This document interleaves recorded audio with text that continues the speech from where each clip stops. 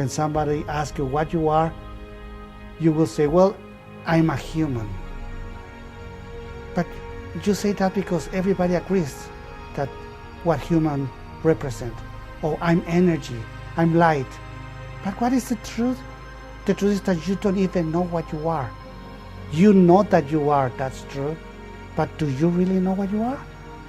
Do you think you know what you are? I don't think so. I have woken up in other people's bodies where I know I'm not in my own body, where I'm looking through another person's eyes and looking out at the world that they see, and it ain't me that I'm seeing. Well, it turns out that 50 years ago, we couldn't even think of this. Strange idea. 30 years ago, you couldn't talk about it over the dinner table. But what's happening now?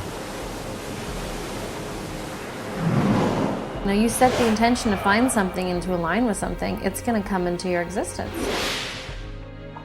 Knowing that I am a soul and that all of the people that I interrelate with are souls completely alters my perspective of how to live life day by day and moment by moment. How do you give them that knowledge, or how do they come to know for themselves that there's more? I see a dumbing down of America right now. It's a dumbing down that I do not think is best. I think it is appeal to our lowest nature as opposed to our highest nature.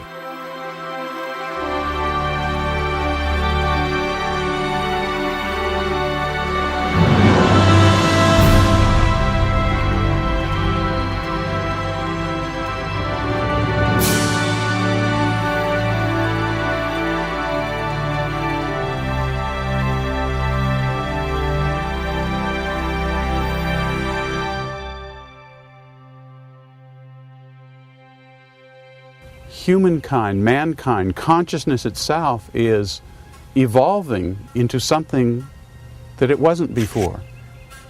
And we're part of that.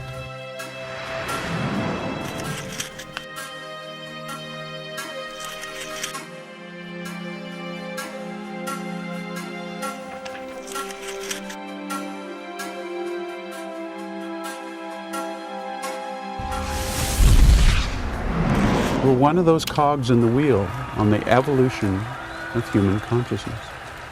What we're evolving into is what we as human beings create. It's an evolving process. We're in a total process that's evolving all the time, and that we are part of the creation of it.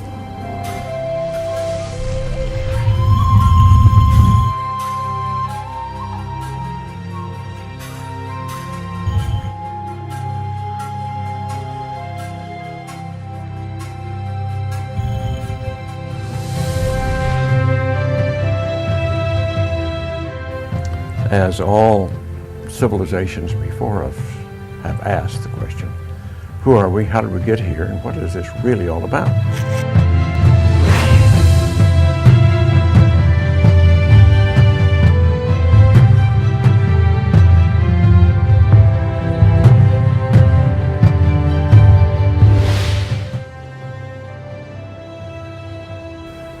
Our scientific cosmology at that point, and even today, suggests that it's all a cosmic accident.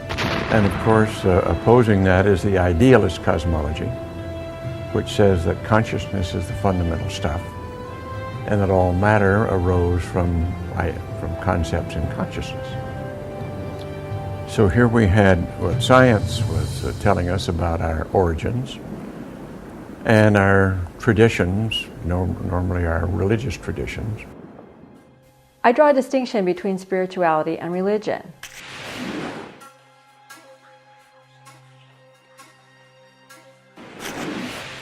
A religion is when a group encodes certain beliefs and traditions, and an individual is either born into that group or joins that group and adopts those beliefs and traditions for their own. A path that's spiritual is often more individual, where someone might even be a member of a religious group, but then has a profound experience, such as a near-death experience, or a personal mystical experience of the divine, and then the religion doesn't fit anymore. It doesn't necessarily mean the religion is wrong. It's just that people are having a more direct experience in which it's not so much belief anymore, but an actual knowing, or what I call faith.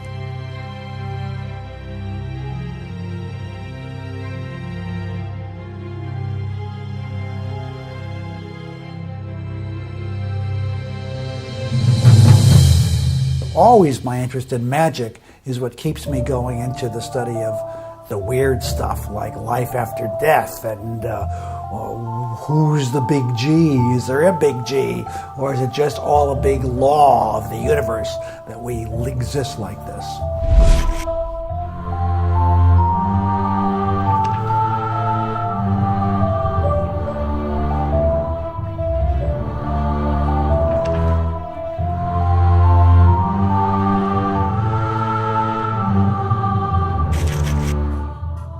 They put an image of God like a very old man with long beard, or like a human with the head of an elephant. You see, all those religions projects what they believe is God, and it's obviously it's just mythology.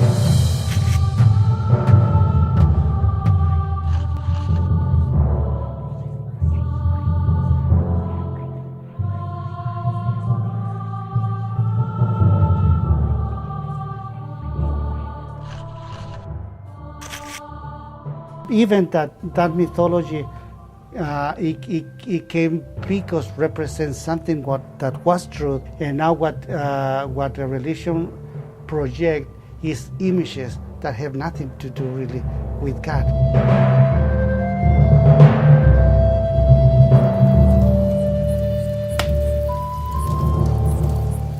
We are in true nature sitting around a campfire with the light of God shining upon us.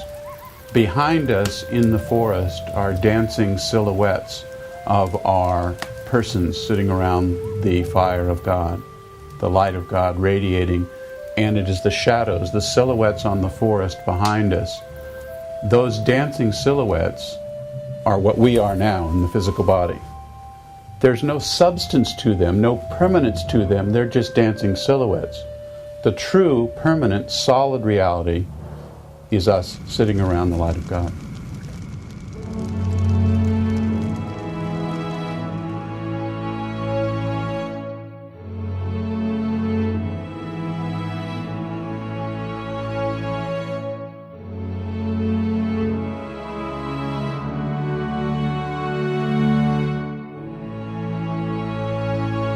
The basic matter, the flesh, the emotions, the feelings, nature that we have as humans is not markedly different than what animals have. And certainly we see that in the higher primates who are closer to us in not only their DNA, but in their behavior and in their social behavior and their interaction with one another.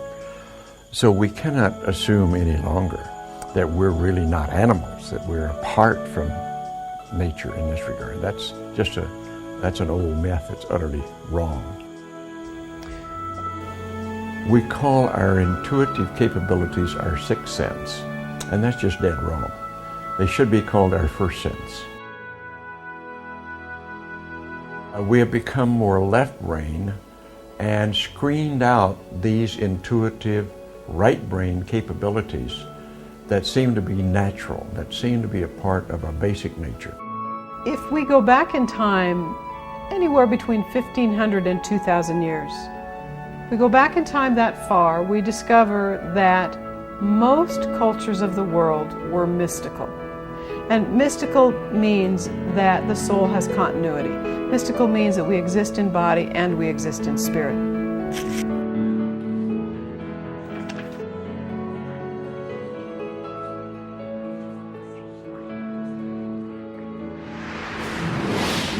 What has happened over the last 1,500 years is that we have become very scientific, we need to be very grounded, and many groups of people have lost the belief structure that the soul has continuity and lives lifetime to lifetime and in between lifetimes. Belief systems have been handed down through the ages. Now, you have an opportunity through what we do, in a way, to explore that. You know, look into that belief system. Can you turn that belief into a known? Or is it just a belief system? The only way you do that is through exploration. That is the key.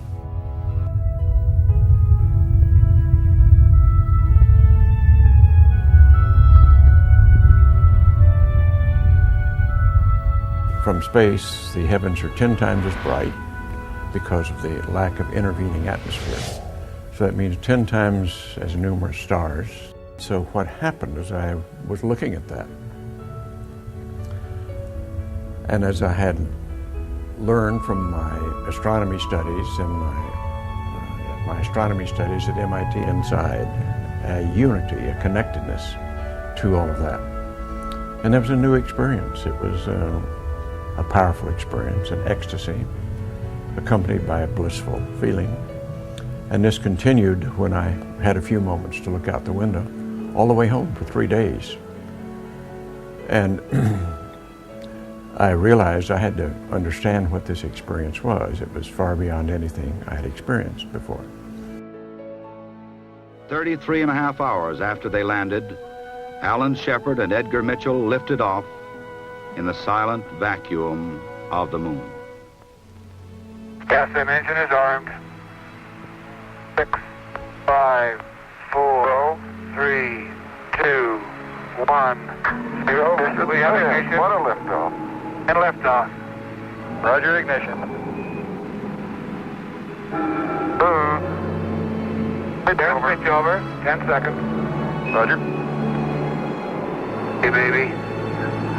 It's over. It's good.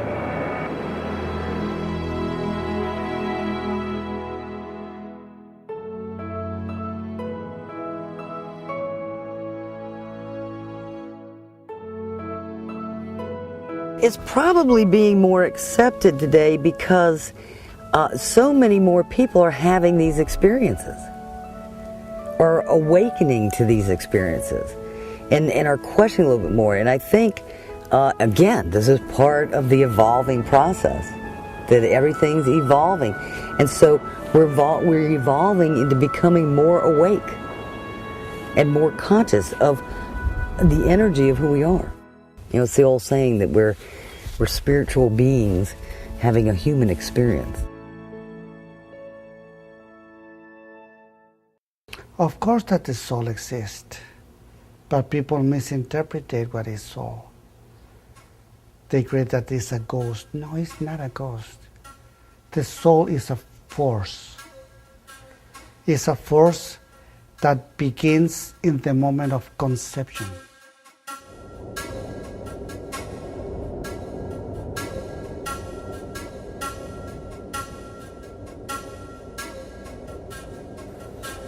So here we had what science was telling us about our origins and our traditions, normally our religious traditions, coming out of our cultures, telling us something else. It occurred to me that the truth was somewhere in between, and that maybe we needed to re-ask these questions to see if from the point of view of a spacefarer, maybe there's some new answers.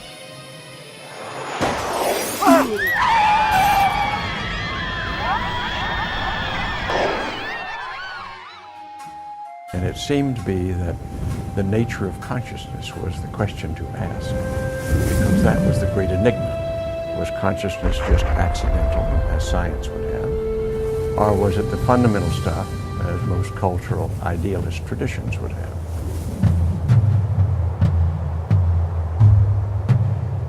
The problem we have is to find some meaningful definition. By meaningful, either one that can be experimentally demonstrated through science, objectively demonstrated, and if not that, at least some meaningful definition which allows one further insight into the nature of reality.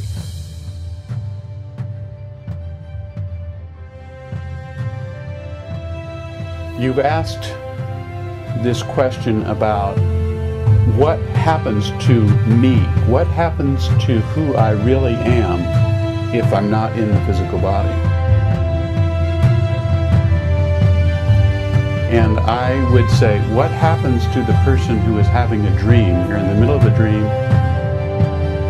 and then suddenly you wake up. Well, what happened to the thing you were during the dream? It just sort of vanishes. We're stuck in metaphor, and that's where we get into all this trouble, because we think of it going somewhere. But how can it go if there's nowhere to go? I could say, well, my consciousness goes from here to Memphis, Tennessee, and that's where I'm going to be. That's where my consciousness is going to be buried, because I like the Memphis blues. Or my consciousness goes to the planet Mars because I always wanted to be there. But it doesn't go anywhere because it doesn't have any place to go to. It is omnipresent. If we study the concepts particularly of Hinduism and other belief structures that are tied to the Sufi belief and the Zoroastrian belief structure, again we find that those belief systems, beyond the shadow of a doubt, believe that we remain in body. When our soul dies, our soul is exited out of our bodies, and our souls will live again in a body. The Eastern mystical point of view, and what I think quantum physics is suggesting to me anyway, is that that's not the whole answer. That somehow matter comes out of mind rather than mind coming out of matter. And that changes things. Or maybe better put, both mind and matter are different illusions of this deeper reality, which is neither mind nor matter, but somehow both. So quantum mechanics has been around all of the 20th century. It is the major development of the 20th century that has allowed most of our physics technology and our new modern technology to be what it is.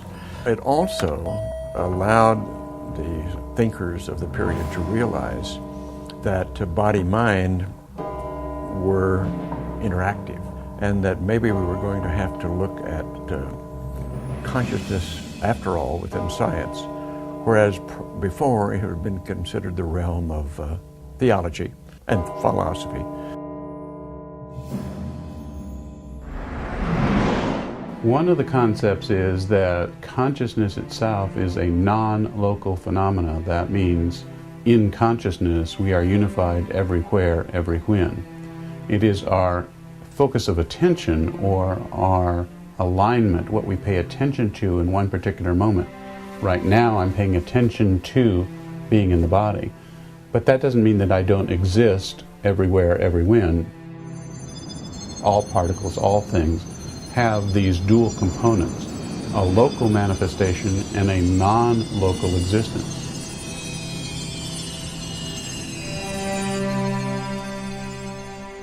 So perhaps then being more than our physical bodies is identifying with, paying attention to that non-localness of who we are. So existence and information are the basis not only of our being, but our knowing, and why we know anything at all. Spirit is the fundamental vibration of nothing. But by nothing, I mean the absolute void of which everything comes. It's the spiritual vacuum, if you will, the void out of which everything arises. It may be related to the physical vacuum, which we know is capable of, once being energized, of producing particles and antiparticles, which is the particle-antiparticle circus which arises from particle physics that we know about. Because mind, consciousness, this mysterious essence of who we are, doesn't have a space-time coordination. The common thought is it's as big as the body and it'll last as long as a lifetime. You're born, you live, and then you die. And then your body decays into dust. And before that, you're just dust and eggs and water, and starts fertilizing in DNA and blah, blah, blah, blah, and all electrical sparks start flying, and pretty soon there's a fetus, and the fetus becomes a baby, and all of that, is somehow the notion that consciousness is contained within the unit of the body. So basically, when our soul is new, when our soul is young, is born, we might say, we are assigned a spirit guide. That guide then works with us, whether we're in body, whether we're not in body. That guide has higher wisdom, is almost always more experienced as a soul than we are, sometimes dramatically more experienced, sometimes only minimally more experienced, depending on how quickly we progress.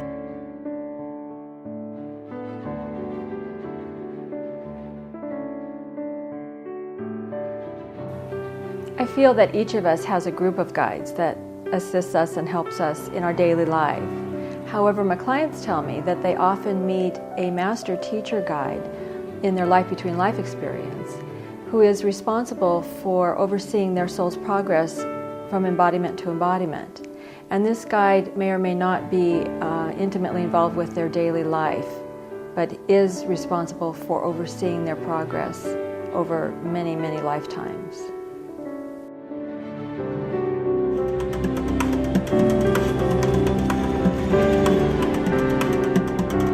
We can't scientifically prove any of this stuff, of course, and that's where anybody who's scientifically and logically and rationally minded will dismiss all this as being, if it's not scientifically provable, it doesn't exist. Of course, you have to take into consideration that most of the things we do in life are not scientifically provable. And in fact, the stuff in life which is scientifically provable is probably less than 10% of everything we do.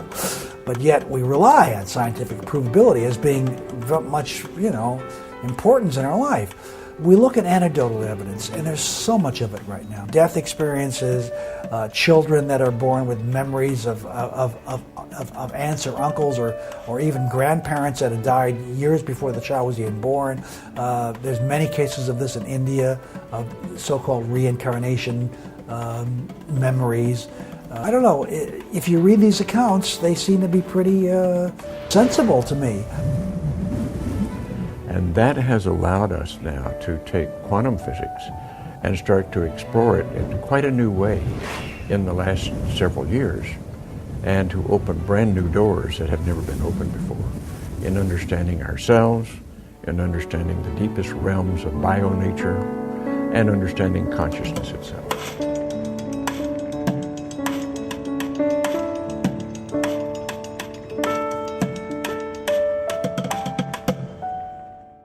I have woken up in other people's bodies.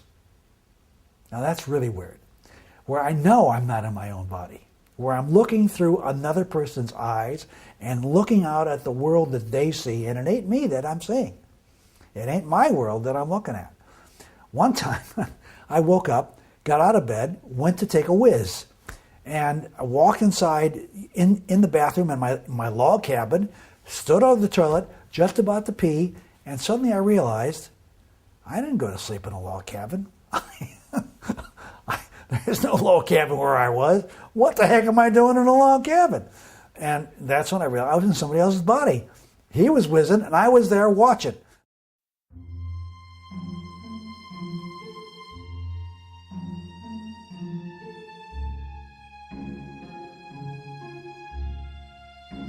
More and more mainstream America, if you will, are opening to these type of experiences because so many people are now having them, or recognizing they're having it and being awake to having it. I think there's a coming together of, let's say, science and spirituality. It seems that it's more of a coming together of that. And when I say spirituality, not necessarily religion. My father was a successful businessman in New York back in the late 40s, early 50s. He was the producer of over 50 radio shows. And being the left-brain successful businessman he was, when he started having these out-of-body experiences, he really questioned what and why was this happening to him? What was this out-of-body state? So he looked to Western science to give him the answer, which is how we came up with the process known as hemisync, which is a sound technology. And in using certain frequencies in the sound technology, combinations of certain frequencies, we're able to help people move into these different states of consciousness, different states of awareness. We have means to let people know they are more than their physical body. And knowing you are more than your physical body is the beginning of knowing that you survived physical death. He influenced a lot of thinking, and because of his books, a lot of people began to experiment with out-of-body experience. I got influenced by it because it no longer became something I didn't recognize when it happened. The problem is, until somebody like Robert Monroe steps into the world and says, this is something that happens, people don't try to do it. They don't. It may have happened to them, but they don't. It's like a blur. You don't see it.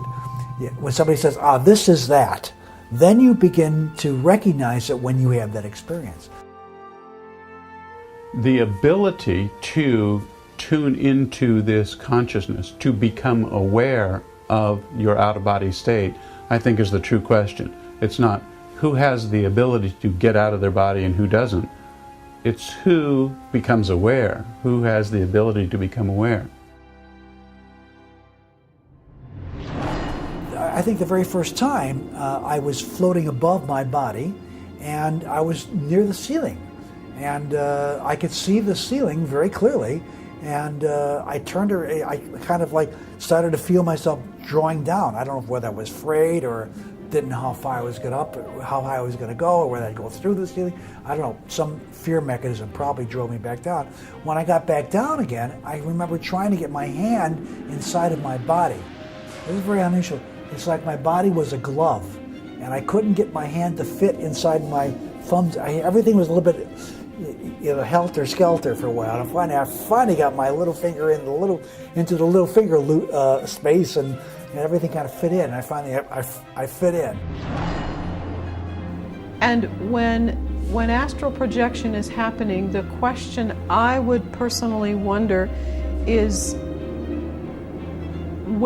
the soul that's incarnate who is experiencing the astral projection, are they projecting into the spiritual realm, or are they projecting into the space that I believe exists closer to Earth, and the space that is between being incarnate and being fully in the spiritual realm and what we experience in life between lives regression?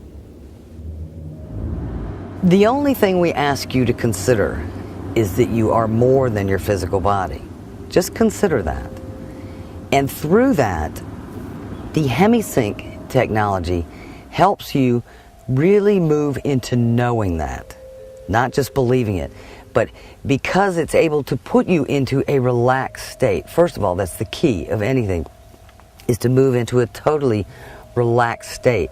And once you're there, you begin to open up and expand into the energy that you are, which is more than your physical body.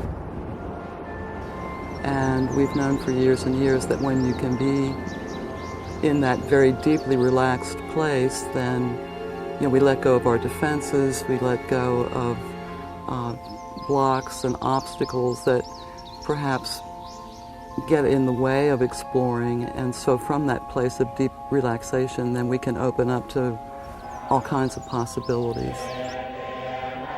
Ancient cultures have been doing this through rhythmic drumming, through dance, and through chanting and rituals for thousands of years in many, many, many cultures.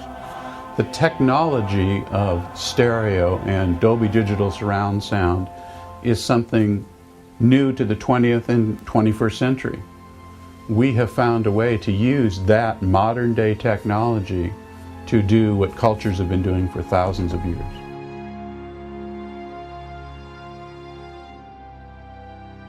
We use an audio guidance system to alter brainwave states, accompanied by relaxation procedures and meditative procedures that allow people to develop an awareness of information and concepts not ordinary to our waking state.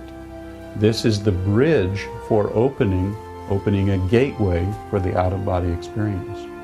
The out-of-body experience, the classical kind of out-of-body that others might call astral projection, may be important for some people and may occur for some people, but it's just one piece of a whole range of possible experiences that would be useful in helping one to come to know better their total self.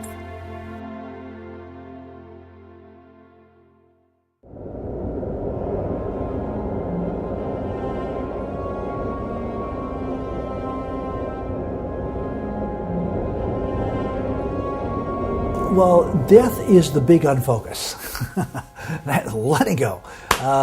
Suddenly, all of those things which were so important to you, almost your whole life, will, in a flash, be totally unimportant to you. It may take a couple of days, I don't know how long, before you finally recognize that you're not that body anymore, or you're not even concerned with the whole life and death drama of that lifetime.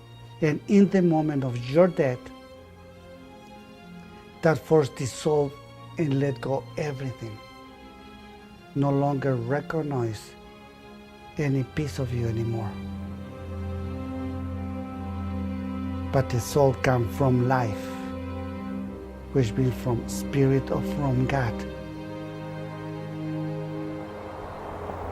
Essentially, our soul is waves of light and color. Our soul is energy. And so when our soul is released out of our physical body, essentially what happens is the energy vibrations heighten so that our soul is able to leave our body.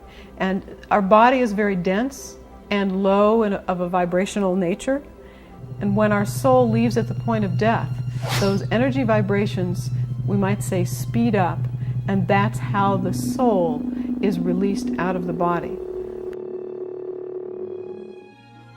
When a person goes through their own death in a past life regression, it's usually very easy for them to leave their body and to realize that they've died.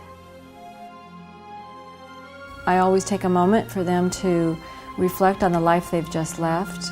It's a very interesting experience for people to realize that they're not really that body. They almost always are above the body looking down. They can see the people in the room. If their wife or husband is crying over the body, and they almost always describe a sense of relief. And that it's easier for them to have passed over than for the people left behind. And this is something I think is interesting for us to remember when someone has died that's close to us, that we're usually going through much more trauma than they are. And almost always there's immediately a sense of relief and peace, and especially if they've been ill or in any pain. I have learned to experience death in a peaceful way, where if I was asked that question 6, 7, 8 years ago, I would have looked at it in an entirely different light, with a lot of fear of the unknown and what to expect. We are living in a physical body that is alive because of us. We give life to this physical body. Mind exists because we give life to that mind. Without us, the physical body will disappear, will become dust, and the mind will be dissolved. What we really are is life, and life is eternal. It never ends. It never begins. But it's shifting, it's growing, it's transforming, and there is nothing but transformation. It's ourself getting out of that physical body, ourself getting out of that mind, of that world of illusion. Think of it as when you're looking through a lens or a telescope or a pair of binoculars. If you look through it and the image is sharp, that's called focused.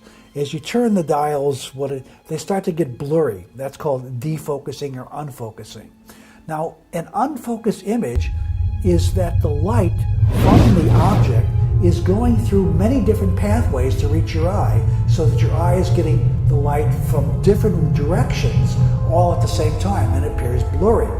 So if you think of it, it's a good analogy to parallel realities. Parallel realities, you're seeing all the realities coming through at once, rather than just a single reality, a single focus reality. And these two processes, focusing and defocusing, are things that we do naturally as we begin to learn new things, as we begin to let go of old ways of thinking so we can learn new things again. This is sort of the process of life. A newly deceased spirit is, yes, very aware of what is going on. It may take time for that newly deceased spirit to recognize that they have in fact died. There are times when the newly deceased spirit remains close to the body that they've just been released from. And that spirit may hover close for a fair length of time. Could be hours, could be days. Both recognizing what has happened for the spirit and taking care of what I might call unfinished business. It reminds me of a story of a client, a soldier, a young soldier, I think 18 or 20 years old, when he died in war. And he was very concerned about his mother. So he spent a great deal of time attempting to communicate with and comfort his mother before he was ready to move on. And the question we always ask in a life between lives regression is, so how do you do this communicating? How do you energetically connect with someone that remains incarnate? And the descriptions are fascinating at times. It's the soul will say, I send energy into the heart of my mother. And the interesting part is sometimes what's said is that the loved one that still remains in body recognizes the communication, and sometimes there's lack of recognition. And I would hope that through information such as what I'm sharing, that more and more people would come to accept that their loved ones absolutely very often attempt to communicate and let them know that they're fine.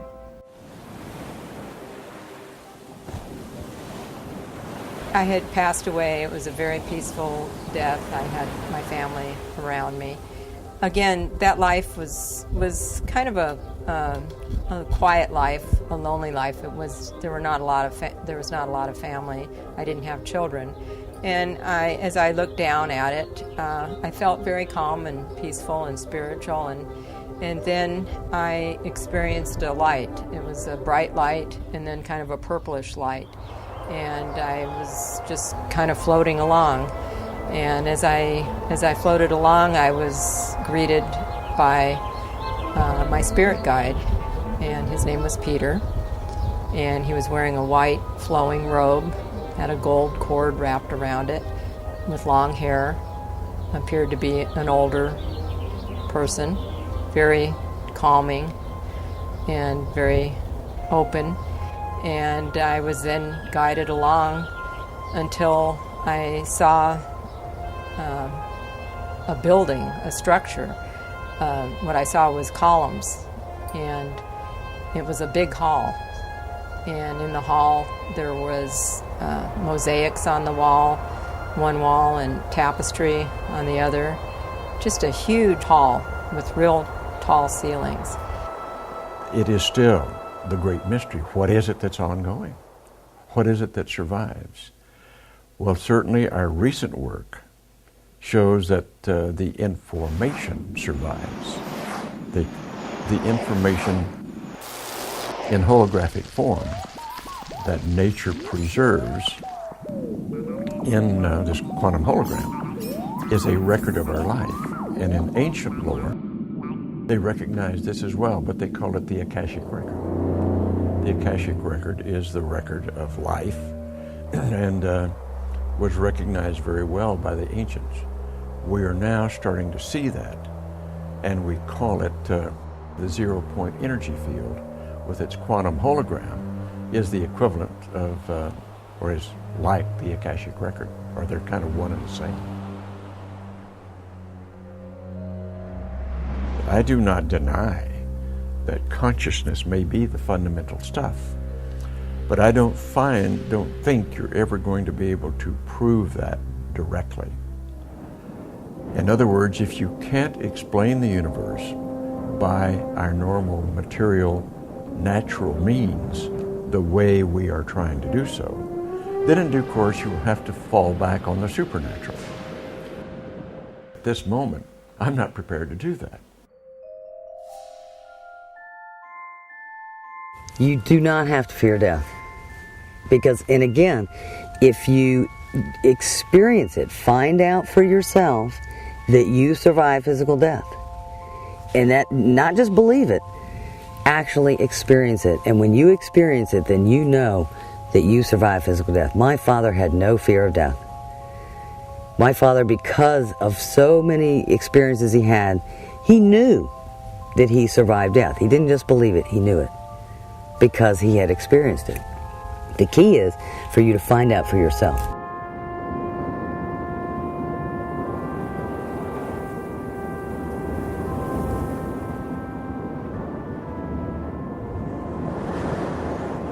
And we find that people may be very familiar with the territory.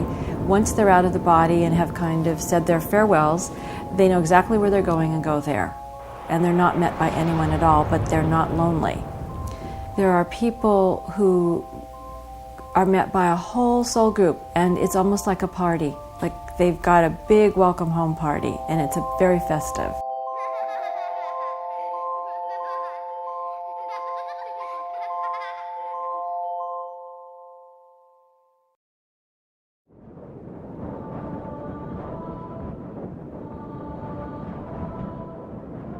Then that space in between the planets is what the Toltecs call the Nahual.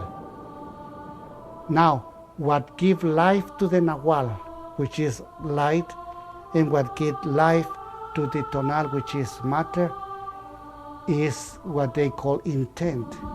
And intent is a force that moves everything and put everything together. I call it life. The Toltecs know that the space in between planets there was not empty. It's full of light. There's no space in the entire universe of change of universe who is empty.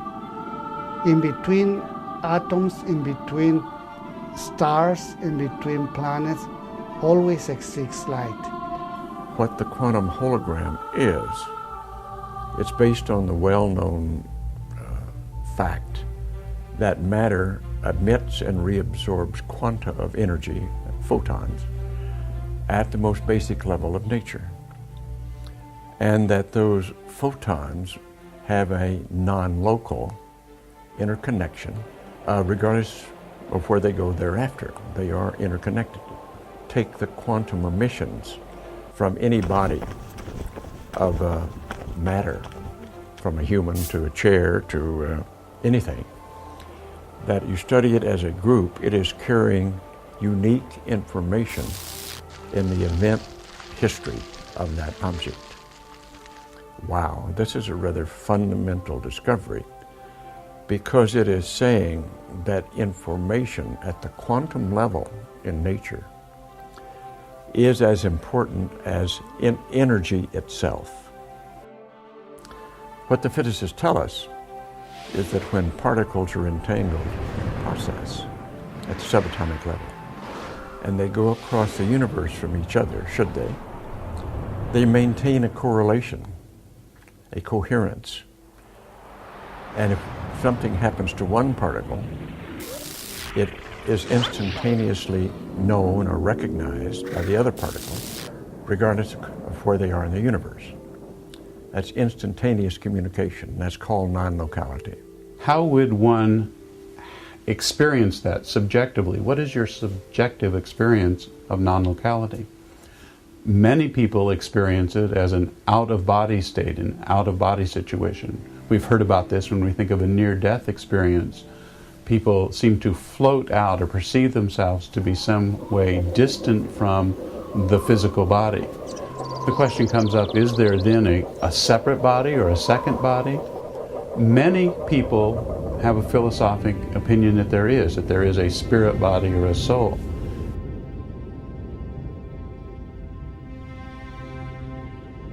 The physicists would reflect back and say, well, we don't have any measurement or proof of that, so the in-between road might be a habit. I'm in the habit of feeling myself in this body, and when I become non-locally aware, a near-death experience or an out-of-body experience, as a habit, I think I have a body.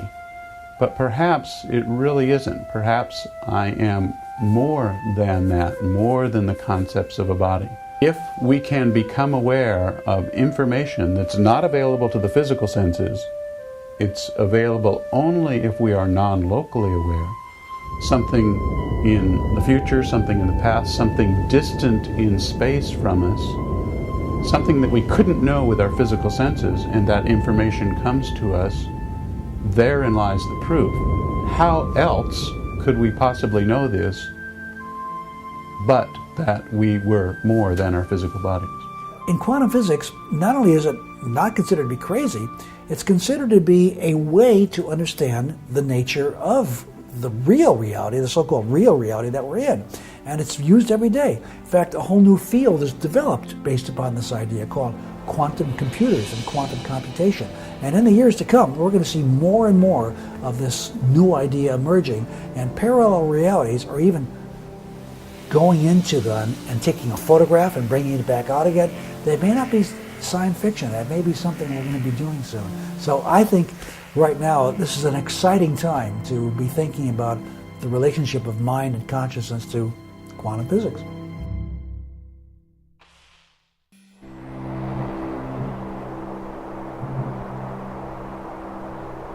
So there is the ability for energy to exist outside of time and space. The spiritual realm essentially has no time frame. The time frame exists here on Earth. The spiritual realm exists outside of a time frame. It's very hard to interrelate what happens in the spiritual realm and what happens in the earthly realm. So then people ask about a life between lives regression. They'll say, I desire to have an LBL regression, but which between life am I going to visit? Well, one alternative is to say they're in alternative realities or worlds or universes even, and that these are there, but they're parallel and invisible to us, because once we've chosen to see reality one way, it gets blocked from us to see this other way. It's like blinders that get put on. We can't see the other reality. But in the other reality, the same thing is going on. We can't see the world that we're in, because in the other reality, we're seeing that world. And so these parallel realities are also all occurring simultaneously. Now that idea sounds like almost hokum, and I can't blame anybody for saying, that's crazy. How can you have so many realities? When we travel into the spiritual realm, into the between life, in an LBL regression, we basically, all of our between lives collapse into one another, if you will, and we step into what we often call now time. So we're learning about our spiritual experiences based on what is happening presently in our earthly life.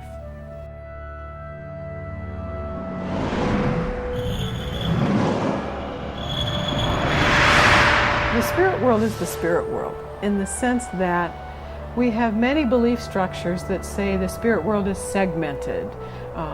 There's a positive place and a not so positive place. That kind of information has never come through in thousands of life between life regressions. And so the spirit world is open to anyone and everyone.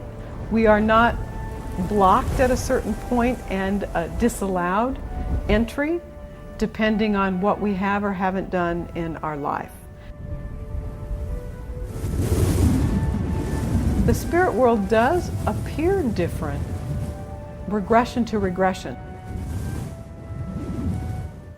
For some souls, particularly for souls who are not of high level of experience, there is almost a meeting place that exists. It reminds me of a train or a bus station where when the soul has left the body,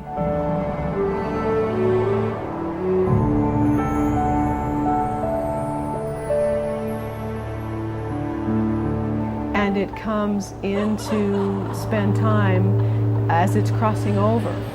There's often a sort of a meeting place where the soul can be met by loved ones, where the soul is assisted in orienting, in adjusting to being in the spiritual realm. It's almost slowing down the process of moving into the spiritual realm. We have what we call focus levels, and we refer to them as focus levels, different states of consciousness, as numbers. And we simply do that so there's no attachment, through words or whatever. It's just levels. We found a place that we call Focus 27. Now, my father refers to this as the park. And it was a place he found in his explorations, which is very much like Earth in a lot of ways. He can actually feel the grass and the trees and everything. And it feels very real, but he called it a park.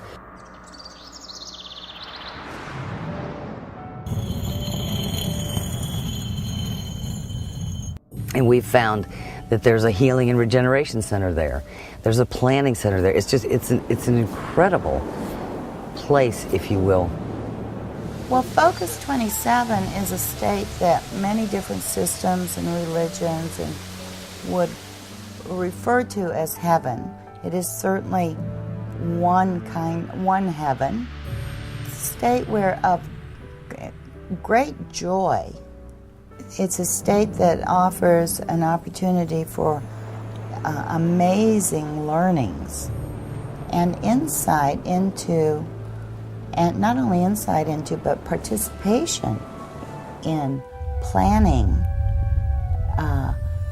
how things might unfold, here, both here on the earth, in individual lives, in other parts of the physical and non-physical world. We all have soul groups consisting of 3 to 10 or 12 members that are together because we all have something in common.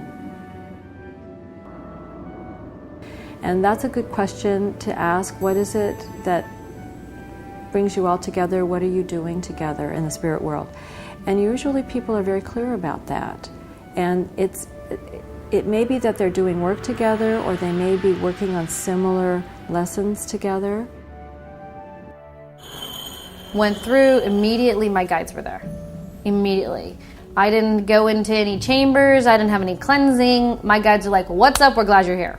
And it was literally like, sit down and have a powwow. That was what my whole entire Life Between Life session consisted of.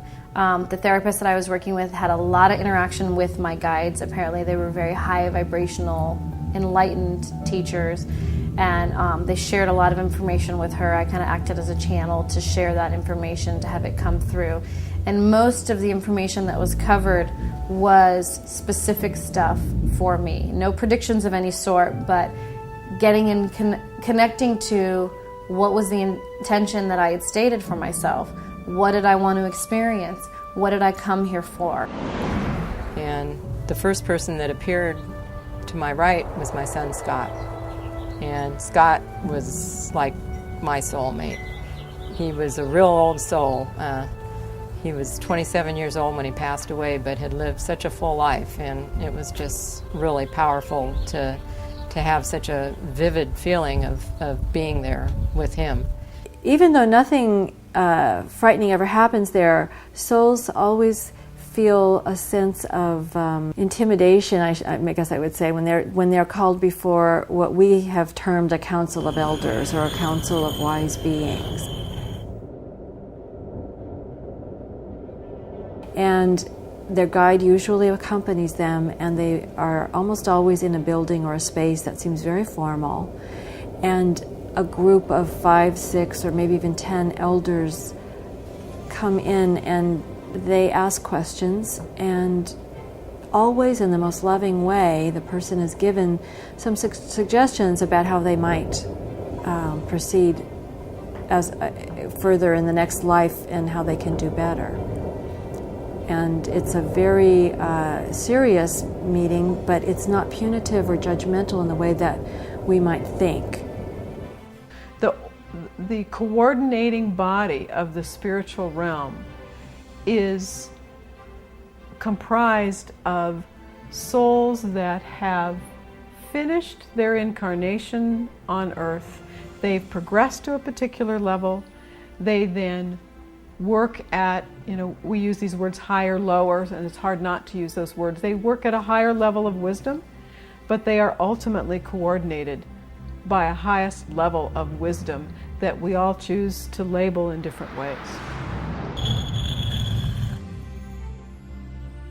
But as we progress as a soul, we fine-tune our interest area, we fine-tune our abilities. And then we can, in fact, progress to the point where we don't spend a great deal of time with our cluster group any longer, and we then can spend primarily time with a group that is much more specialized. Just before I left, I felt left the soul group, I felt like somebody had placed a hand on my forehead.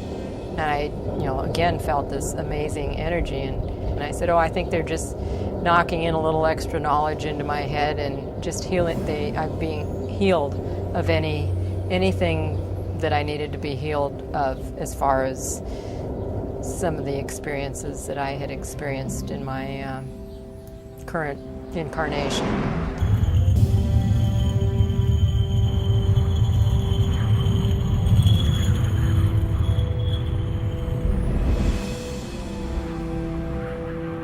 Do you believe in God? Do I have a particular spiritual or religious orientation? And what I tell people is that it's all one and the same. That the highest level of spirit or wisdom or love or advancement is the highest level that we can call the universe, the Tao, we can call it God, Great Spirit. There are many different terms for this. We obviously stay very neutral with all of this, because what happens when you come here is you are exploring a lot of your belief systems, and that's a big part of it. And if you find out through experience that your belief system can become unknown, that's wonderful, that's beautiful, that's part of the process.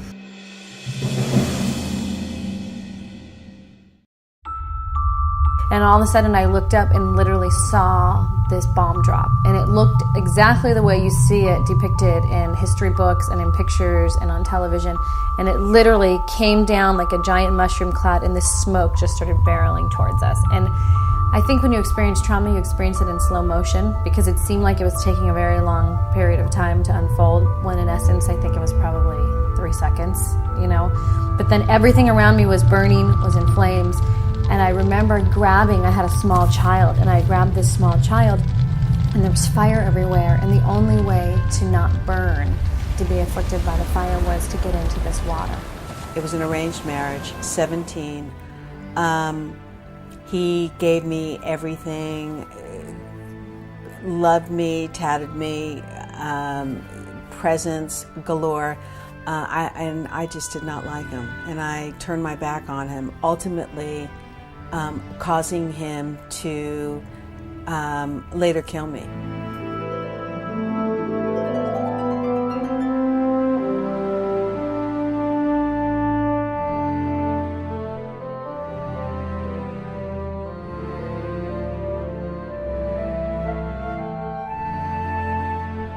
You believe in life after death. You believe that you come back, or you believe in reincarnation. Well, then you better think about how you're leaving this planet if you believe you're going to be reincarnated. Because you better be careful what you might come back to, what you create. Yeah, I think in China, the idea was that when the Chinese think about time, or think about who they are and what they are, they keep their ancestors in mind. Whereas in our culture, that's the last thing we think about, is who and what we came from. Most of us don't even care that our ancestors came from this country or that country. We're Americans. Our ancestors are dead and buried. We don't care.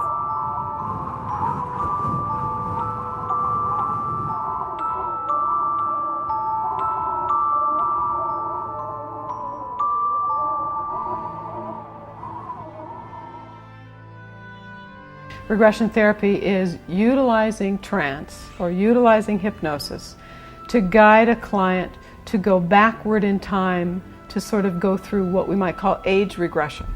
So typically for a long, long time, centuries probably, psychiatrists have guided their clients into age regression in this life, looking for lost memory, looking for trauma-oriented periods of time to try to do healing work. So it all is predicated on the belief that our soul has continuity. So we're going back to mystical belief structure, to belief structure that existed prior to approximately 2,000 years ago in most cultures of the earth, where the belief is that our soul has continuity. So we live and we will live again. It's the whole concept of reincarnation. I was in Europe in the 1600s. I was in my 20s. My name was Sarah. I was living a rather lonely life in the village and just doing craft work, needlework, and wasn't married at the time. And that was my beginnings, basically looking down, seeing what I was wearing, and the description and the picture just unfolded. I remember a woman who was a little boy in a past life, and it was during wartime in Germany, I think, and she was cowering under a truck, and she could see the puddles of rainwater and the boots of the soldiers, and she was really frightened, and all the emotions came through. She could really feel and re-experience what it felt like to be that little boy and being very afraid. I think it's an important and wonderful experience for a client to experience themselves from a larger perspective than just one lifetime. It allows them to experience different points of view, to feel what it's like to be a different gender or a different walk of life, to experience the kinds of things that were important in different eras. And it really gives them a wider sense of perspective about who they are, and also allows us to understand other people more easily and with less judgment. The second life that we were in, we were monks, and we lived in the same monastery. And he was more like my teacher. He opened up different areas of religious perspective, beliefs. He introduced me to new things from a very theological place. The only way I can describe it is it was as pure love as I think you could feel. It was really comfortable and really loving and really pure, and our paths were just anchored. And our paths were very deep in our conviction to God and in our conviction to service. We got into this water, and I couldn't swim, and my child couldn't swim. And basically we drowned. And I kept reenacting that, the drowning and losing my child. And I would wake up gasping. So when I went into this state of hypnosis and I relived it, it was very painful and very traumatic, because it was even realer in this state of hypnosis than in the dream state, because I was alert. It was now present day time. So many people kind of get into that mindset of well, who was I in a past life? And for me, that question never really rang true as something that was relevant to who I was or how I was experiencing life today.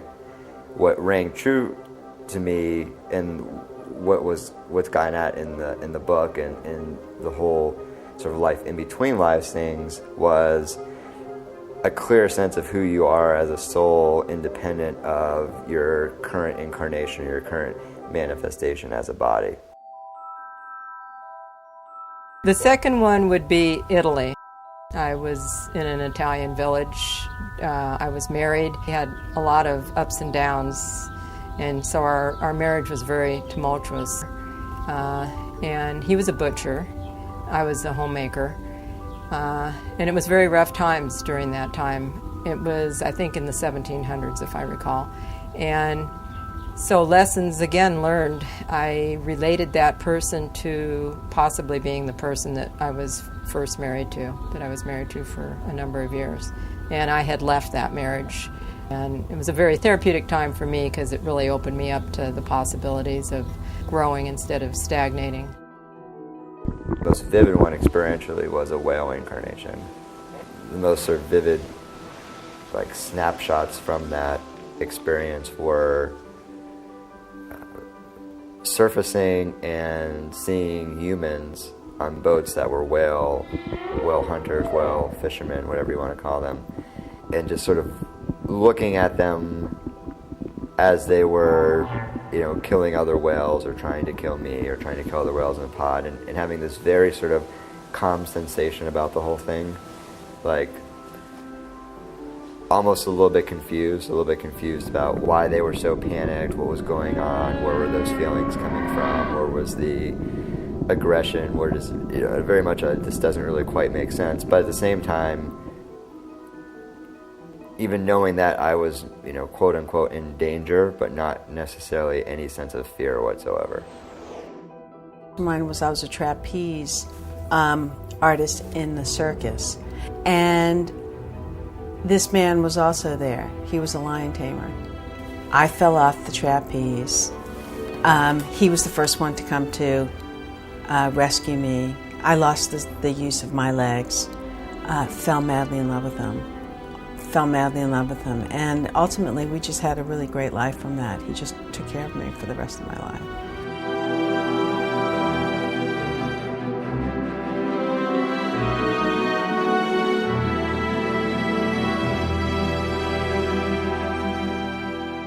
When we incarnate again, we bring with us some of the previous experiences of past lives. We're often not aware that that is what we're bringing with us. And so there are many times when, as humans, we have recognition. We may meet someone and just know, beyond the shadow of a doubt, that we have met them before, yet we have no literal explanation for that.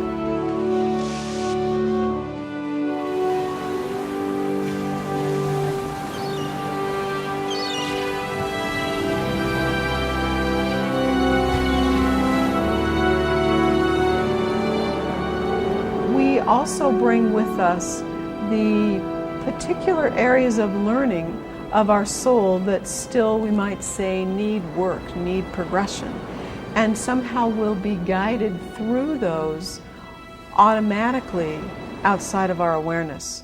So I believe we bring some, if not all, of our previous experiences with us outside of our awareness and continue to focus on some of those issues. When you go through a past life, you always reflect to see if there's any learnings or anything that you could see as far as who is in that past life, who might be somebody in your present life. And I related that to actually my first marriage to my husband that I was first married to. At this moment, the quantum holographic theory can easily explain the experiences of reincarnation. And in fact, it explains better than classical notion of reincarnation. It explains better why many people feel that they are reincarnations of the same person. Cleopatra, Ptolemy, Jesus, whomever. There are many people believe they're reincarnations of the person. Well, with quantum holographic theory, that's quite possible. It's just information that you can access.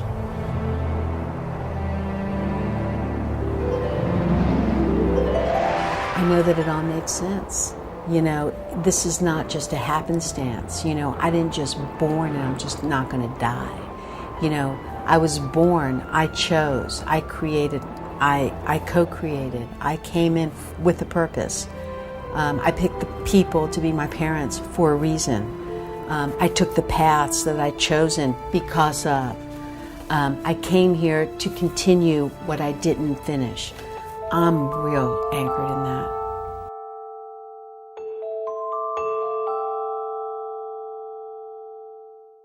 Sometimes what I love the most is, and I hear this many times in Life Between Lives regressions, the counsel will say to the client, literally in this manner, lighten up. And I think as humans, as incarnate souls, we often need to lighten up.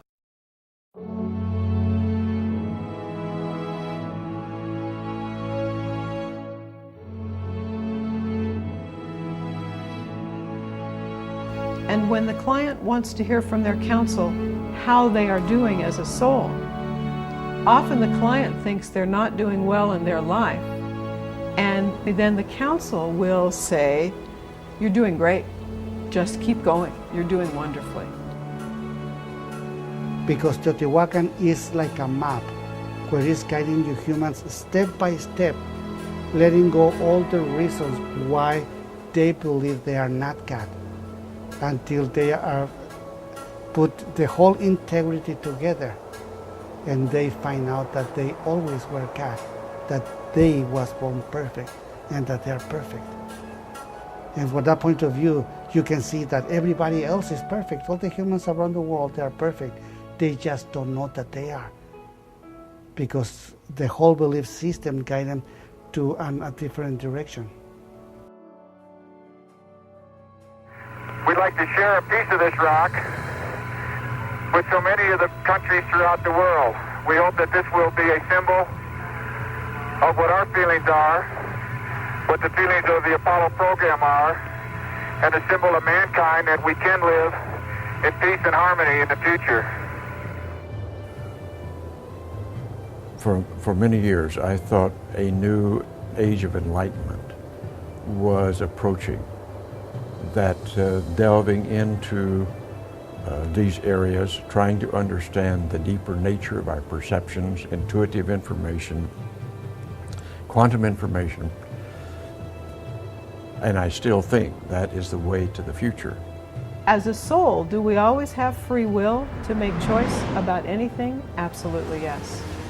And are we fallible? Do we sometimes make, we might say, not the best choices? Yes, of course. Are we advised by our guides and teachers from a higher level? Yes, we are advised, but we still have the ability to make decisions. Basically, I believe that we are here to be co-creators with God. We are here to experience oneness. We are here to experience joy. Whether or not you choose to carry all the wisdom and all the knowledge and the knowing of everything, I don't really think is that important. I believe that if you're happy and you're truly happy and you're living your life exactly as you want it to be, you're doing it. Because everybody in the world can do their best, everyone. We can see other people and we can judge them that they don't do their best, but how do you know? You hardly know if you're doing your best. How can you judge other people that they do or they don't do their best? Only they know, and it's their life, it's their problem really. The only thing that we do is that we give them the tools that they can find themselves, that they can have more awareness.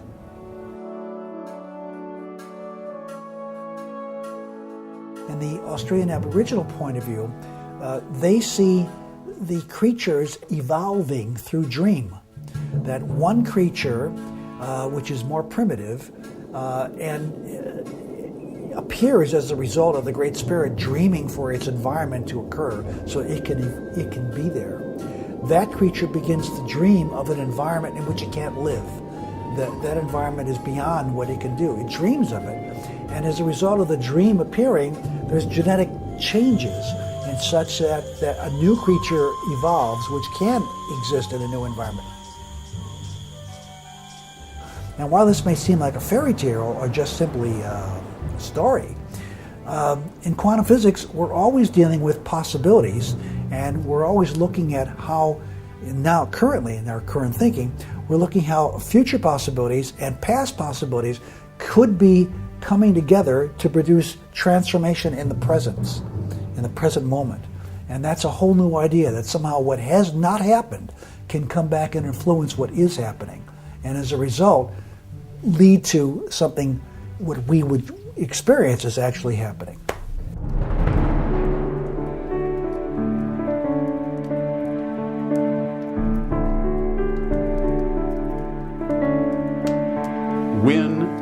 From this perspective, when we pass from the body, which isn't really happening, what's going to happen is we're going to wake up and remember this funny dream we had. And this will be the dream we're having, because that's the true nature of reality. I believe that we can have anything we want, that it's all around us, and we can create all of those desires. We are co-creators, and when we see who we really are and we remember that, and we stand in that truth, that we have access to anything that we desire. I was one of the pioneers, as you're well aware, in exploring parapsychology and psychic information, and realized that we were on to something real. It was real, even though we couldn't explain it. But it's taken 35 years to find an acceptable explanation in quantum phenomena. Well, you can see that it's unknown because you don't ask. Once that you ask, then you know, and the unknown becomes known. Then what we have in the mind can be known if we ask, if we learn to listen. Then the unknown becomes known. What is unknowable, you never will know with the language that we have, with the symbols that we have.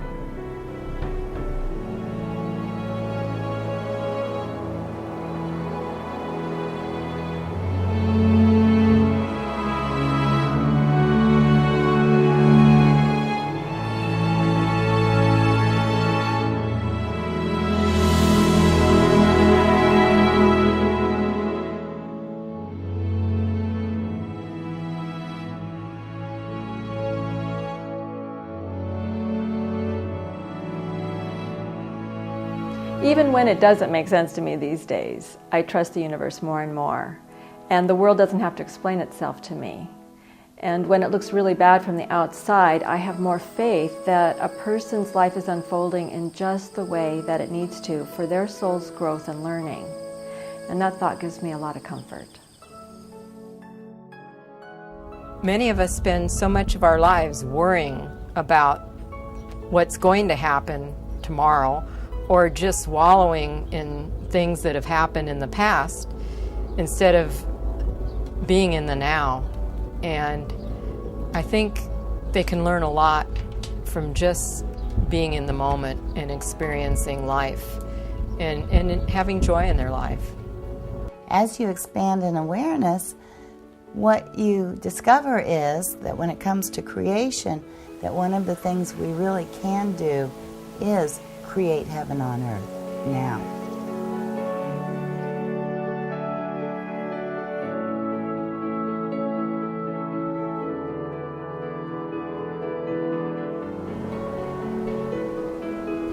I would say that we are evolving into an intelligent species that has a true understanding of how interconnected everything is, and how connected we are to everything, to the earth and to spirit.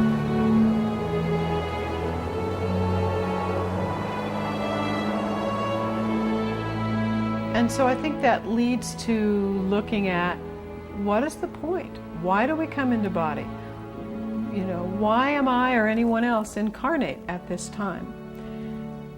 And I think the absolute bottom line is we are here in body for the purpose of progression, both our own progression and the progression of other souls and how we impact other souls. And yes, they can do better, but in order to do better, they need to have more awareness, to be more aware. If they have more awareness, the best will be better and better and better. There's no ultimate destiny because the universe has been created in such a way that we can create new destinies. And I think our ultimate destiny would be to recognize that we are the creators of our destiny. In my opinion, only by using the best of our rational and our intuitive faculties and the best of our scientific technologies and protocols will we ever be able to tease out of nature these secrets that are very elusive right now.